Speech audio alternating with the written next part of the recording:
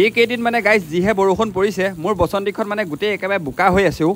এই কালিয়াখন যদি বোকা লাগি থাকে দেখিবলৈ গোটেইখন একে বগা হৈ পৰেও এনেকুৱা বেয়া লাগে নহয় আজি বোলো ৰাতিপুৱা সোনকালে উঠি ধুই দিলো তো হে গাইজ আজি হৈ গ'ল বিশ্বকৰ্মা পূজা আৰু সকলো অসমবাসী ৰাইজলৈ মোৰ ফালৰ পৰা বিশ্বকৰ্মা পূজাৰ শুভেচ্ছা জ্ঞাপন কৰিছোঁ এতিয়া যিহেতু পূজা বতৰ কি আৰু এআই ফটো ভিডিঅ' বনাম সব বলক আজি বিশ্বকৰ্মা পূজাৰী অলপ ব্লগ বনাওঁ নে কি কয় তো বলক আমাৰ ঘৰত বিশ্বকৰ্মা পূজাৰ আয়োজন দেখাই আছোঁ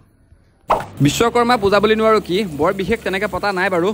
আজি আৰু ৰাতিপুৱা সোনকালে উঠি প্ৰথমতে গাড়ীখন ধুই ল'লোঁ এই কেইদিন মানে গাইজ যিহে বৰষুণ পৰিছে মোৰ বসন্তীখন মানে গোটেই একেবাৰে বোকা হৈ আছেও এই কালিয়াখন যদি বোকা লাগি থাকে দেখিবলৈ গোটেইখন একে বগা হৈ পৰেও এনেকুৱা বেয়া লাগে নহয় আজি বোলো ৰাতিপুৱা সোনকালে উঠি ধুই দিলোঁ গাইজ বসন্তী দুইখনক ধুই ল'লোঁ আৰু এইখন মোৰ এক্সপালছে হয় মোৰ G900 নহয় সিদিনাখন এই ভিডিঅ'ত মানে বহুতে ভাবিছিলে যে মই G900 সঁচাকৈ ল'লোঁ বুলি তো আপোনালোকক দেখালোঁ কেনেকুৱা লাগিলে কমেণ্ট কৰি জনাব হা